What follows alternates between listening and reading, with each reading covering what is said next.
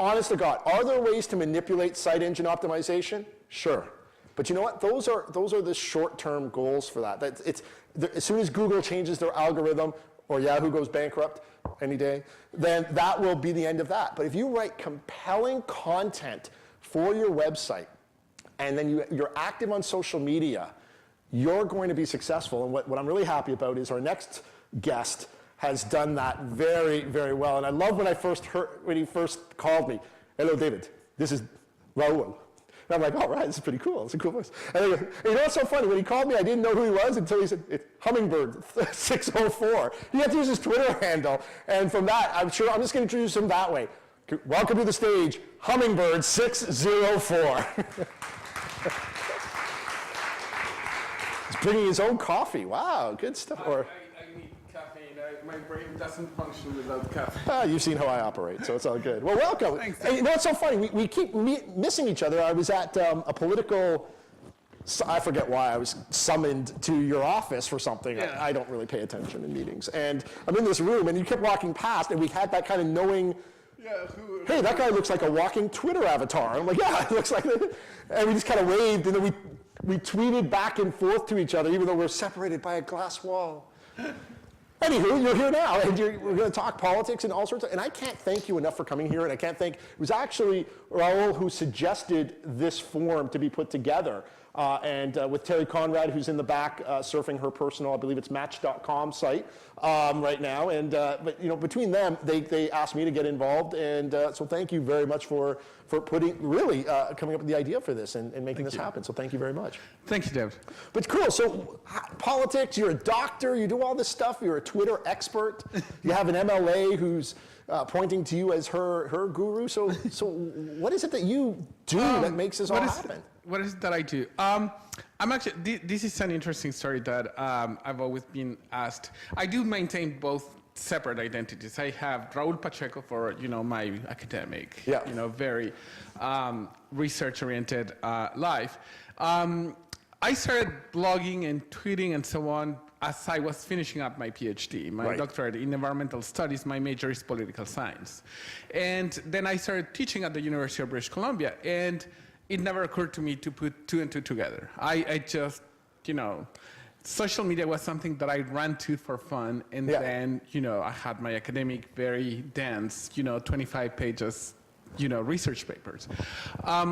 And then in the past 2 or 3 years, well, actually, in the past 3 years, a lot of my work, a lot of my consulting work has been oriented towards trying to understand, and I've started to do some research, is towards trying to understand what exactly can governments do with social media to encourage public participation in public policy decisions? My expertise is public policy decisions. I've done a lot of research on how environmental NGOs use different strategies. The typical Greenpeace, hanging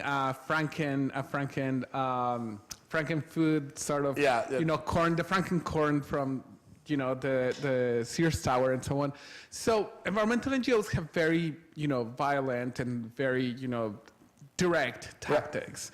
But there's a range of tactics that environmental NGOs can use. And my academic research has looked at those from the physical side, from the, who attends the events, who participates in the roundtables and so on. And I'm trying to understand their strategies.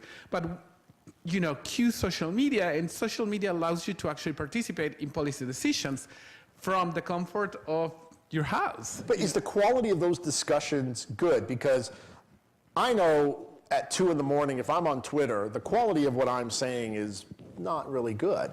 I would only imagine random people throwing their voices into the conversation. So is the quality of the input good, or is it just shouting?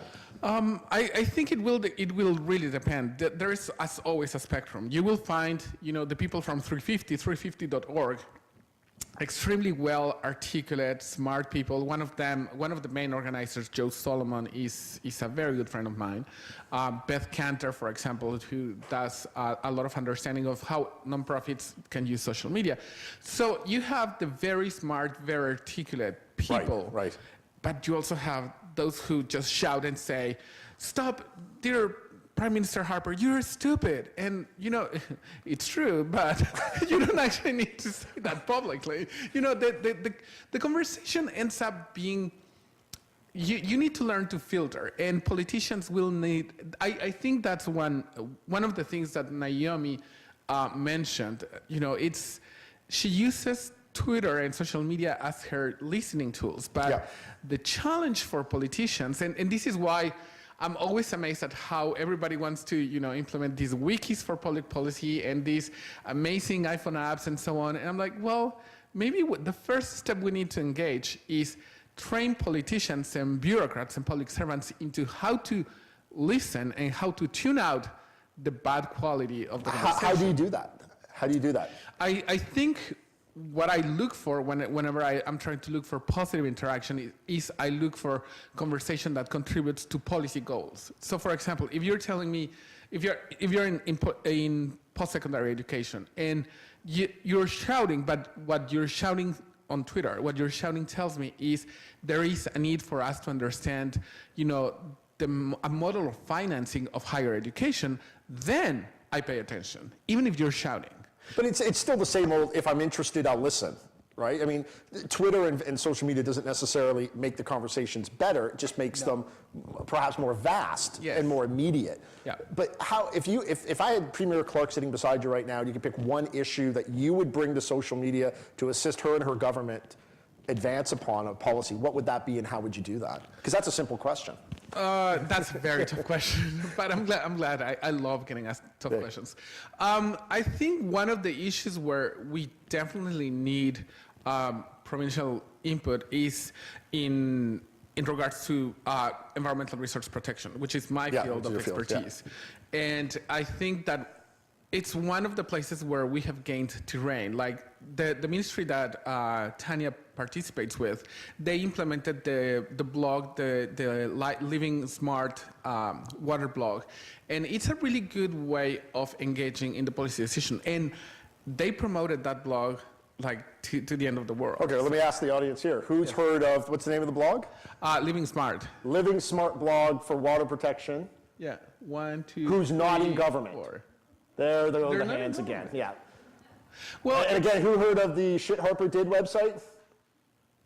Yeah, it's just bizarre. I understand. And I did hear about Shit Harper. You didn't hear about it? No, I did. Cameron, I didn't actually know you were behind it. Yeah. I do know Cameron. But sorry, get you back on track. Yes. So how would social media play a role in something that Premier Clark could do in that regard? I think you would need to actually, make it fun and exciting. That's one of the biggest challenges. But it's government, so. But government can do things fun and exciting.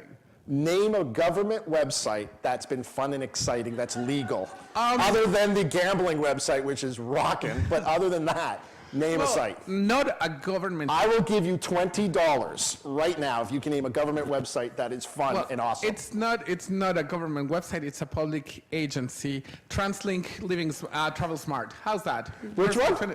Travel Smart. Travel Smart. Yes, the Travel Smart That's website. a fun and awesome website? How many of you think that it's a fun and awesome Not in government. You're not in the government. I'll take a look. Yeah, oh yeah, Dave, that's awesome. Yeah. Can you tweet Premier Clark that I said that? My name is, yeah, okay. Sorry. I understand. But in all seriousness, yeah, we have to make it fun and smart and so on. And you know what I'm going to do? I'm going to potentially put our conversation on hold because my next two guests are time sensitive. Yes. And this will give you time to think of a cool website and earn $20 on today's show. But you know what? You're absolutely right. I think the websites need to be engaging and fun and so on. And the work that you're doing in your industries, and obviously I know you've done work with the city of Surrey. We can hopefully talk about that in a few moments as well. And with Minister Yamamoto as well is fascinating. And if you don't follow Hummingbird604 on Twitter, you have to.